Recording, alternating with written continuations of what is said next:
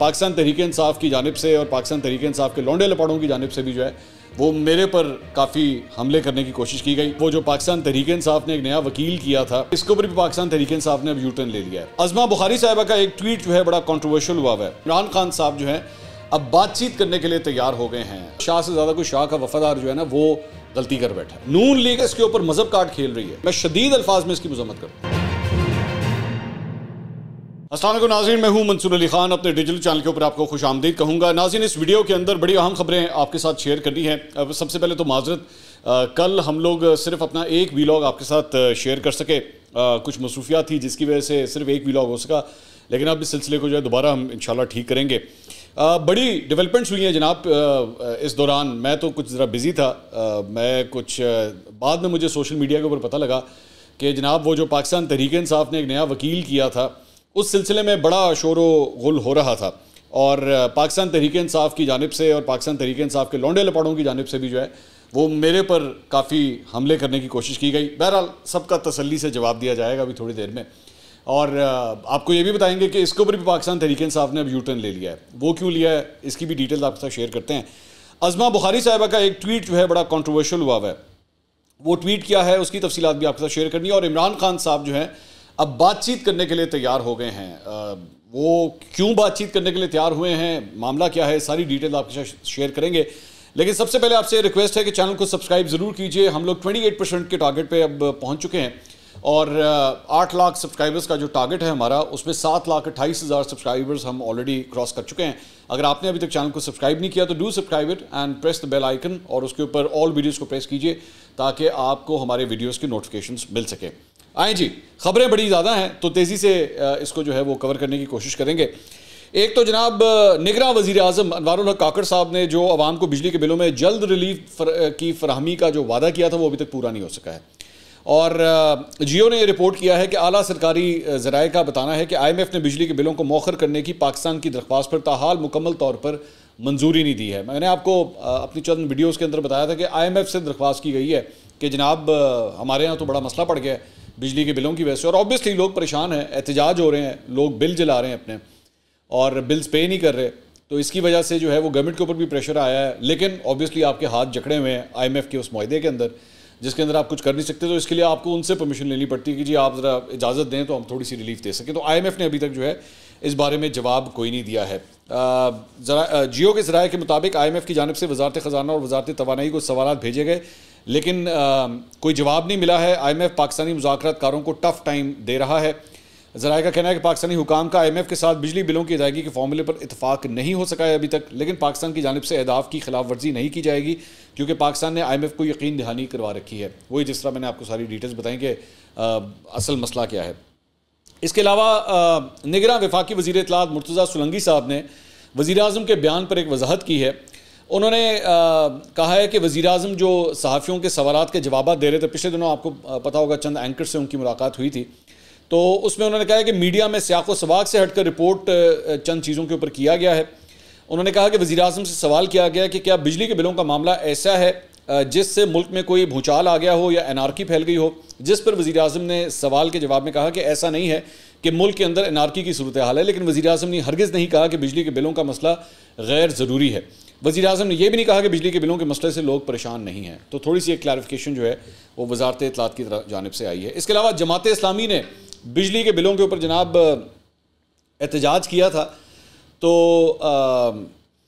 इस सिलसिले में पेशावर में उनके खिलाफ जनाब मुकदमा दर्ज कर लिया गया है।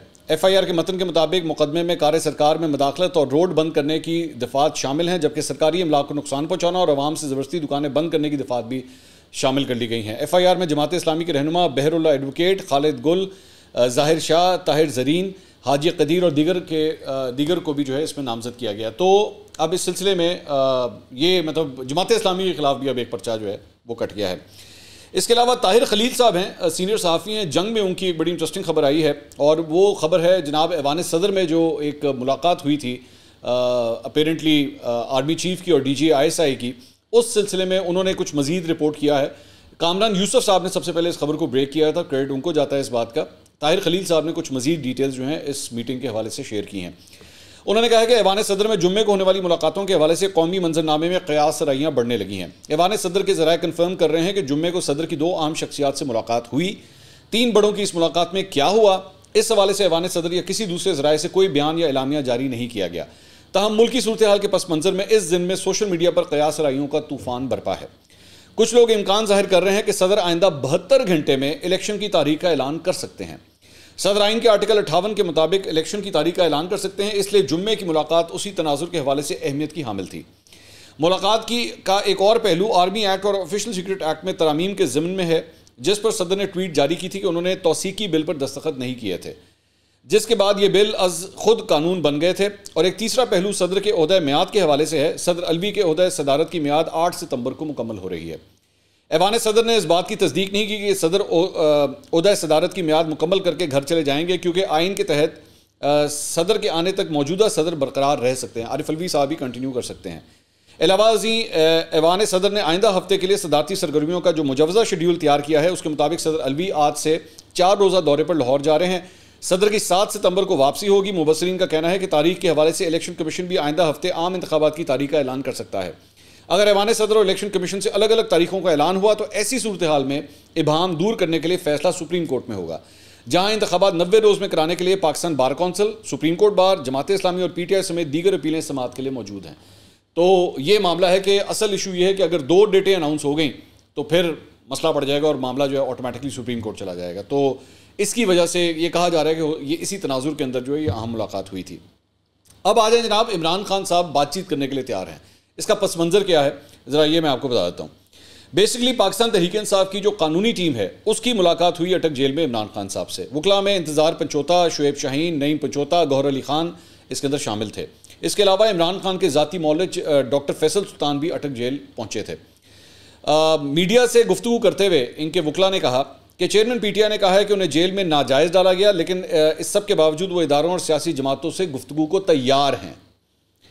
चेयरमैन PTI ने वाज़ेह तौर पर कहा कि इदारों और सियासी जमातों से बातचीत का महवर 90 दिन में इलेक्शन कैसे होगा, यानी ये टॉपिक होना चाहिए कि 90 दिन के अंदर इलेक्शन कैसे होंगे, इस चीज़ के ऊपर बातचीत करने के लिए हम लोग तैयार हैं। उनके वकील ने कहा कि जी चेयरमैन PTI तंदुरुस्त और मुकम्मल फिट हैं, वो जेल में रोज़ाना 1 घंटा वर्जिश करते हैं। चेयरमैन PTI ने किसी भी डील के तासुर को मुस्तरद कर दिया है और कहा है कि मुल्क में अदालतों का एहतराम नहीं, सियासी इस्तेकाम आने तक मुल्क तरक्की नहीं कर सकता।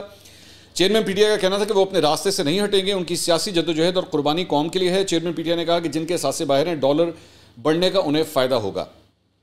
तो ये बेसिकली डिटेल है। अच्छा, अब इस डेवलपमेंट को ना आपको ज़रा 2-3 एंगल से देखना पड़ेगा कि ये जो कहा गया है, अब जाहिर बात है इसके ऊपर काफ़ी डिस्कशंस हो रही हैं कि जी इमरान खान जो है अब बातचीत करने के लिए तैयार है।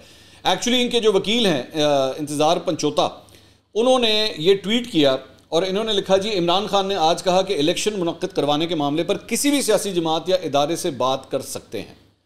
ठीक है, ये इतनी सी बात जो है वो आई, जबकि मीडिया टॉक के अंदर कहा कि जी 90 दिन में इलेक्शन कराने के हवाले से। अब इसके अंदर 2-4 एस्पेक्ट्स हैं। एक, इट्स अ गुड डेवलपमेंट। मैं इसको ओवरऑल अगर कहूँ तो इट्स अ गुड डेवलपमेंट कि चलें इमरान खान साहब बात करने के लिए तैयार हैं। मुझे सबसे बड़ा प्रॉब्लम इमरान खान साहब के साथ यही लगता था कि वो कहता था मैं किसी ने गल ही नहीं करनी, मैंने नहीं बात करनी किसी के साथ। ठीक है, तो अच्छी बात है, इलेक्शन का मामला है। अभी पिछले दिनों कई पॉलिटिकल पार्टीज़ जो हैं जाके इलेक्शन कमीशन में भी मिली थी। अब इमरान खान साहब भी इस ख्वाहिश का इजहार कर रहे हैं कि दीगर सियासी जमातों और इदारों से भी बातचीत। अब इदारे, इसमें सारे इदारे आ जाते हैं, इलेक्शन कमीशन भी आ जाता है, इस्टेब्लिशमेंट भी आ जाती है, जुडिशरी भी आ जाती है, सभी आ जाते हैं ऑब्वियसली। तो इस मामले के ऊपर वो बात करने के लिए तैयार हैं। प्रॉब्लम कहाँ से आती है? प्रॉब्लम ये आती है कि इससे पहले भी जब असेंबलियाँ मौजूद थीं, और इस सिलसिले में आपको याद होगा कि इलेक्शंस करवाने के हवाले से दोनों साइड्स की जानिब से, यानी PTI की जानिब से और हुकूमत की जानिब से अपने अपने वफूद बनाए गए थे, अपनी टीम्स बनाई गई थी और उन्होंने आपस में मुज़ाकरात किए थे। तो 2 दफ़ा डेट्स तकरीबन फाइनल हो चुकी थी, इन टीम्स के दरमियान फाइनल हो चुकी थी। लेकिन ये कहा जाता है कि जब ये पाकिस्तान तहरीक इंसाफ का वफ्द इमरान खान साहब के पास जाता था, वो जाके उसको रिजेक्ट कर देते थे, नहीं ये नहीं हो सकता, ये भी नहीं मानेंगे हम। जबकि कहा जाता है कि अगर उस वक्त वो डेटें मान ली जाती तो आज एक्चुअली अब तक शायद इलेक्शंस हो भी चुके होते। मतलब अब हम सितंबर में आ चुके हैं, अब तक शायद इलेक्शंस हो भी चुके होते, लेकिन नहीं माने, इमरान खान साहब नहीं माने। यहाँ पे पाकिस्तान तहरीक इंसाफ के साथ सबसे बड़ी प्रॉब्लम ये होती है कि इमरान खान साहब रजामंदी जाहिर भी कर देते हैं और लोगों को अपॉइंट भी कर देते हैं, उन लोगों को मैंडेट नहीं देते हैं, उन लोगों को किसी किस्म का मैंडेट नहीं दिया जाता। सीनियर से सीनियर तरीन लोग जो हैं वो वफ्त में शामिल किए जाते हैं, टीम्स में शामिल किए जाते हैं, लेकिन उनको मैंडेट नहीं दिया जाता और उनकी तमाम मेहनत जो है ना वो रायगां चली जाती है। तो यहाँ पे चलें, ठीक है, अब इमरान खान साहब जो हैं वो अंदर से अगर ये बात कह भी रहे हैं तो चलें, उसको भी वेलकम करें, लेकिन साथ ही आप उनको मैंडेट भी दें कि वो कोई फैसला भी कर सकें, वो किसी चीज़ को ख़त्म भी कर सकें, मतलब किसी अंजाम तक पहुँचा सकें। तो एक एंगल इसके अंदर ये है। अच्छा, अब आ जाएं जनाब, वो जो जेफरी रॉबिन्सन जो था, उसके बारे में हमने एक वीलॉग किया था आज से 2 दिन पहले, और हमने आपको बताया था कि ये बेसिकली सलमान रुश्दी का जो है वो लॉयर रहा हुआ है। और मैंने उसके ऊपर ये एतराज़ किया था कि भाई आप पूरी दुनिया से किसी और लॉयर को ढूंढ लेते, आपने भी चुन के वही बंदा ढूंढा जो सलमान रुश्दी का लॉयर रहा हुआ है। तो उसके बाद में जाके अताउल्लाह तारड़ साहब ने भी एक पूरी प्रेस कॉन्फ्रेंस की और उन्होंने कुछ और डिटेल्स भी हैं उसके अंदर शेयर की। मैंने तो सिर्फ इस हद तक बताया था कि भाई वो उसका लॉयर है, और ये एक बड़ी आम सी बात है, मतलब आप अगर विकीपीडिया पे जाके सिर्फ उस बंदे का नाम लिखेंगे तो सारी डिटेल सामने आ जाएगी, पता लग जाएगा कि हाँ जी वो उसका लॉयर है। अब इस सिलसिले में उसके बाद एक पूरा तूफान आ गया सोशल मीडिया के ऊपर। मुस्लिम लीग नून वालों ने मेरा क्लिप निकाला वीलॉग का, उसके वीडियो के ऊपर जो है वो टाइटल्स वगैरह लगाए और उन्होंने अपने पेजेस के ऊपर भी चढ़ा दिया उसको, और इसके ऊपर काफ़ी तनकीद होना शुरू हुई कि जनाब ये मतलब इमरान खान साहब के ऊपर तनकीद हुई। जो पीटीआई के लोग थे वो मेरे पे तनकीद करना शुरू हो गए कि जी आपने क्यों ये बात की है, और ये अच्छा करते करते करते करते उसके बाद हुआ क्या कि जब ये तनकीद पीटीआई के ऊपर बहुत ज़्यादा होना शुरू हुई तो इन्होंने फिर उसके बाद एक काउंटर स्ट्रैटेजी अपनाई। वो काउंटर स्ट्रैटेजी क्या थी कि एक तो अपने लौंडे लपाड़ों को एक्टिवेट किया कि जी ज़रा आप मंसूर अली खान के ऊपर तो अटैक करें ना, आप अताउल्लाह तारड़ के ऊपर भी करें और मंसूर अली खान के ऊपर भी करें। मंसूर अली खान के ऊपर किस बात पे करें कि जी देखें इसने मजहब कार्ड इस्तेमाल किया, इसने मजहब कार्ड इस्तेमाल किया और ये कहा है कि जनाब इमरान खान ने देखे क्या कर दिया है। इमरान खान ने जो है वो पता नहीं वो, अच्छा वो मैं जो इनके लौंडे लपाड़े में उनके नाम शाम नहीं लेना चाहता, लेकिन उन्होंने अपनी वीडियोस के अंदर जो जिस बयानिया को प्रमोट किया वो ये था कि जी इमरान खान ने मंसूर अली खान ने कहा जी इमरान खान ने कोई गुनाह कर दिया, और मंसूर अली खान ने इंप्रेशन दिया कि इमरान खान तो यहूदी एजेंट है, और मंसूर अली खान ने जो है उस वकील के अकीदे के ऊपर भी जो है वो सवाल उठाया है, और मंसूर अली खान ने जो है वो ये भी कहा है कि जनाब इस शख्स के साथ जो है वो आप इसका ताल्लुक ये तो यहूदियों को भी रिप्रेजेंट करता रहा है, तो आपका इससे क्या ताल्लुक हो सकता है। इतना झूठ, इतना झूठ। आप मेरी वो दोनों वीडियो मैंने एक जिस दिन वो एक खबर दी थी और उसके अगले दिन एक और वीडियो मैंने की थी, आप जाके वो वीडियो उठा के देख लीजिए। मैंने कहीं पे भी इमरान खान साहब के अकीदे के हवाले से या उस वकील के अकीदे के हवाले से वो किस मज़हब से ताल्लुक़ रखता है, या इमरान खान साहब ने कोई गुनाह कर दिया है क्या, या इमरान खान साहब ने जो है वो उनके मज़हब के हवाले से कोई डिस्कशन नहीं है, एब्सोल्युटली कोई डिस्कशन नहीं है। सिर्फ इस तनाजुर में बात हो रही है कि पॉलिटिकली एक गलत मूव थी। वो मैं तब भी समझता था, वो मैं आज भी समझता हूँ।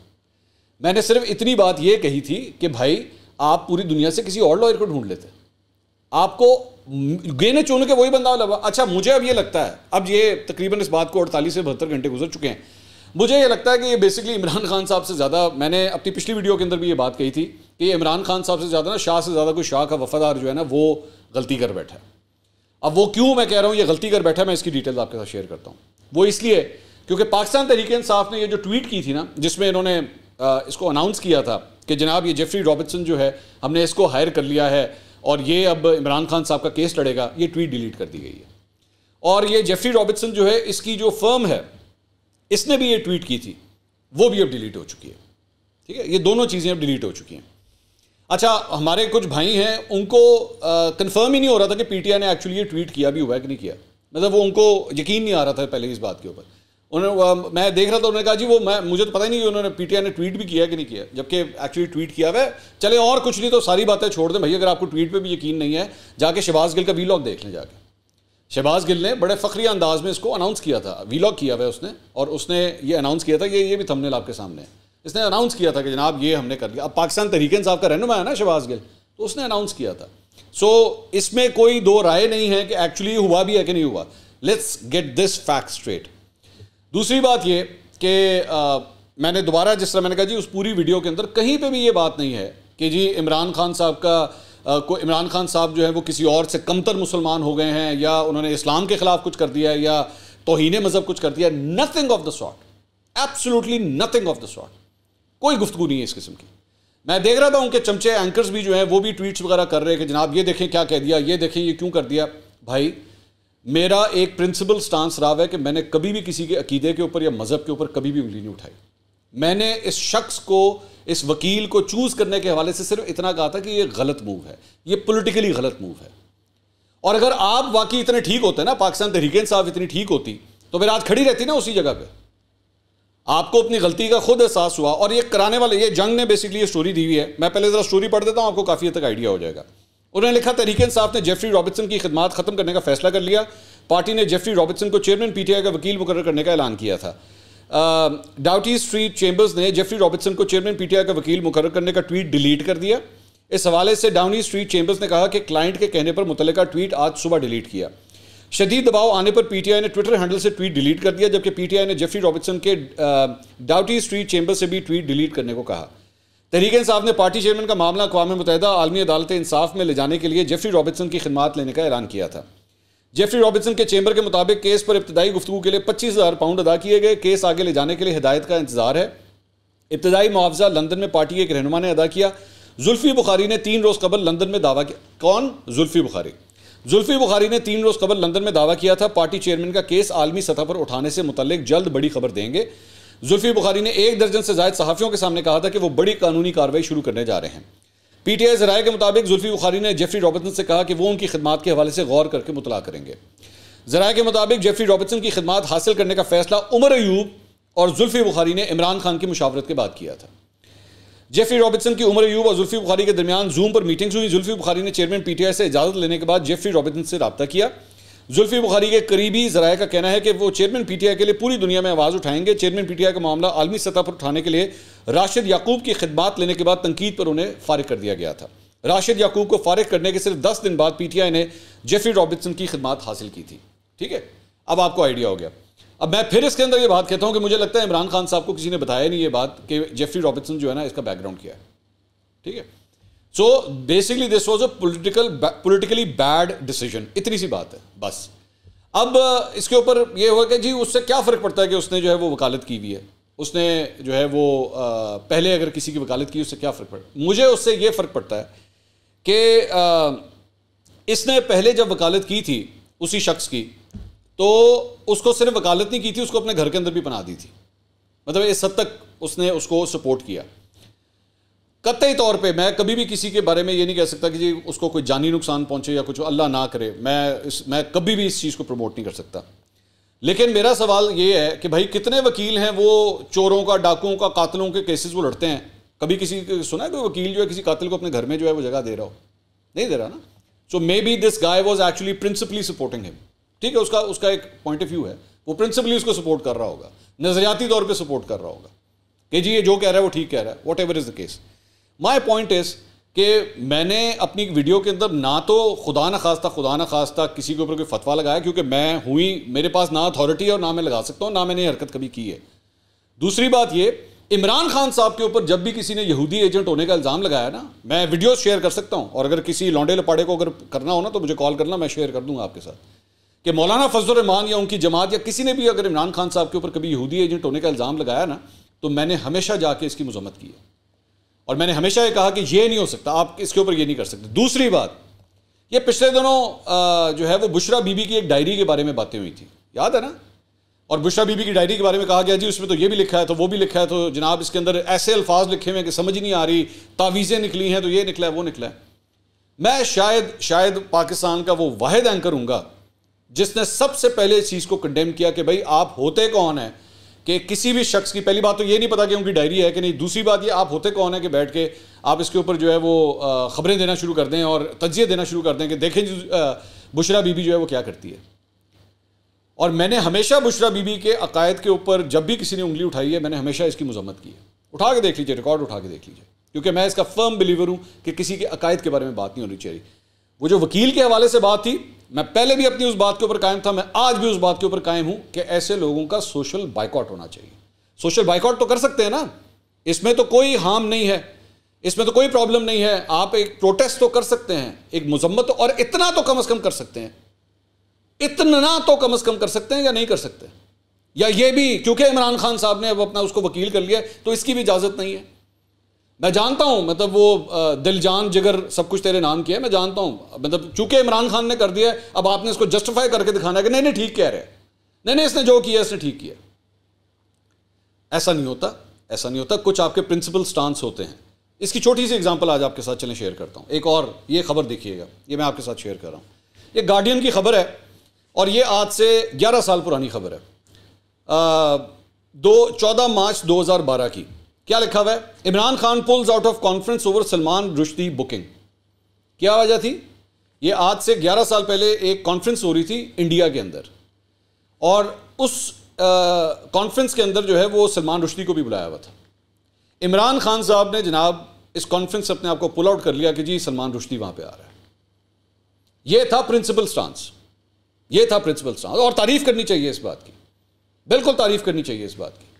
आगे जरा मैं अब ये खबर जरा पढ़ना चाह रहा हूं आपके साथ, जरा मेरे साथ रहिएगा ताकि मैं आगे कुछ डिटेल शेयर करूं। इसमें उन्होंने लिखा जी, Imran Khan the Pakistani cricketer turned politician has pulled out of a conference in Delhi because of the expected attendance of Salman Rushdie. An aide to Khan told The Guardian the 59-year-old who leads a conservative political party currently riding a wave of mass support in his home country learned of Rushdi's invitation to the India Today conclave only on Tuesday evening and made an immediate decision.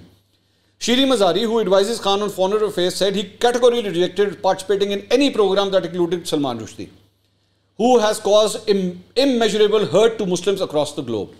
आप देख रहे हैं, मतलब concern है इस बात का। अच्छी बात है, मैं अच्छी बात है इस बात का, कंसर्न है कि नहीं जी क्योंकि वो आ रहा है तो हम नहीं। अब ये क्या इमरान खान मजहब कार्ड खेल रहा है यहाँ पे? इसको आप मजहब कार्ड कहेंगे? मतलब ये अगर मैं ये बात करूं वो गलत है, लेकिन इमरान खान ने चूंकि 11 साल पहले कहा था तो ये ठीक है, ये मजहब कार्ड नहीं है। मैं कह रहा हूं ठीक किया इमरान खान ने यहाँ पे। आगे चलें। इन जनवरी Rushdie was forced to pull out of the Jaipur Literary Festival, the biggest such event in South Asia, after protest by Indian Muslim groups which considered his 1988 novel The Satanic Verses blasphemous. The writer who has Indian origins is due to speak on, अच्छा ये बड़ा important है, the writer who has Indian origins is due to speak on Friday in Delhi at the conference hosted by the India Today Media Group in a talk called the Liberty Verses. Other speakers include Henry Kissinger, Bollywood stars, Indian minister, and Vince Cable, the British Secretary of State for Business. जुम्मे वाले दिन उसने ना खिताब करना था सलमान रुश्दी ने। आगे चलें। Khan was to have given a keynote speech at a gala dinner to close the conference on Saturday night, focusing on his experiences as an international cricketer and on lessons for leaders from sport. उसने जुम्मे वाले दिन खिताब करना था, इन्होंने हफ्ते वाले दिन करना था, अगले दिन करना था, ठीक है, इकट्ठे नहीं करना था। लेकिन खान साहब ने फिर भी अपने आप को पुल आउट कर लिया कि नहीं मैं इधर नहीं जाना चाहता। ठीक किया, बिल्कुल ठीक किया, यही होना चाहिए था। सिर्फ इतनी सी बात है, इसमें कोई मजहब कार्ड का ताल्लुक नहीं है, इसमें कोई मैं ये नहीं कह सकता कि जनाब इमरान खान साहब ने अगर ये भी किया तो अब जनाब ये इनके मुसलमान होने का दर्जा बढ़ गया। मैं कोई नहीं होता ये बैठ के फतवा किसी के बारे में देना, या मैं किसी और चीज़ के बारे में कोई अब जी इनका दर्जा कम हो गया, या इन्होंने खुदा न खासा कोई तौहीन रसालत कर दी या तौहीन मजहब कर दी। नो, मैं कभी भी ये किसी के बारे में बात नहीं कर सकता। लेकिन हुआ क्या कि इस सारे मामले को ट्विस्ट दिया गया। शहबाज गिल साहब ने जनाब यहाँ तक एक पूरा व्लॉग कर दिया कि जनाब ये तो मंसूर अली खान और अताउल्लाह तारड़ ने मजहब कार्ड प्ले कर दिया है और खान साहब के कत्ल के प्लान के जो है ना वो ये बेस बना दी इस चीज़ की। खुदा के लिए अब असल बात ये है कि आप लोगों ने मारा है भंड, आप लोगों ने एक बेवकूफ़ी की है, और वो जब बेवकूफ़ी पीछे वापस आई है तो अब आपको समझ नहीं आ रही कि अब इसका हम क्या करें। मैंने दोबारा मैं कह रहा हूँ वो वीडियोस मेरी पड़ी हुई हैं, जाके उठा के देख लीजिए। कहीं पे कोई ना खान साहब के मज़हब की बात हो रही है ना वकील के मज़हब की बात हो रही है। सिर्फ इतना है कि एक साइन ऑफ प्रोटेस्ट आपका होना चाहिए कि एक शख्स जिसने सलमान रुश्दी को रिप्रेजेंट किया हो, हमारे पाकिस्तान मुल्क के किसी लीडर का ताल्लुक उस शख्स के साथ नहीं होना चाहिए। सिंपल इतनी सी बात है, ठीक है।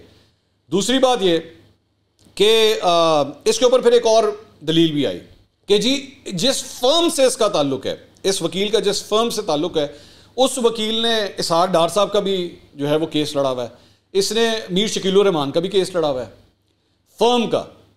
अच्छा, अब यहाँ पे वकील की बात नहीं हो रही, फर्म की बात हो रही है, लेकिन इसमें भी क्लैरिटी नहीं है। चले मैं इधर भी एक स्टांस अपना दे देता हूँ कि अगर ये भी हुआ है, अगर इस वकील ने भी ये केस लड़ा है, अगर इस वकील ने इसहाक डार का या मीर शकीलुर रहमान का केस लड़ा है, मेरा पॉइंट ऑफ व्यू आज भी वही है, मेरा पॉइंट ऑफ व्यू वही है कि ऐसे शख्स का सोशल बॉयकॉट होना चाहिए।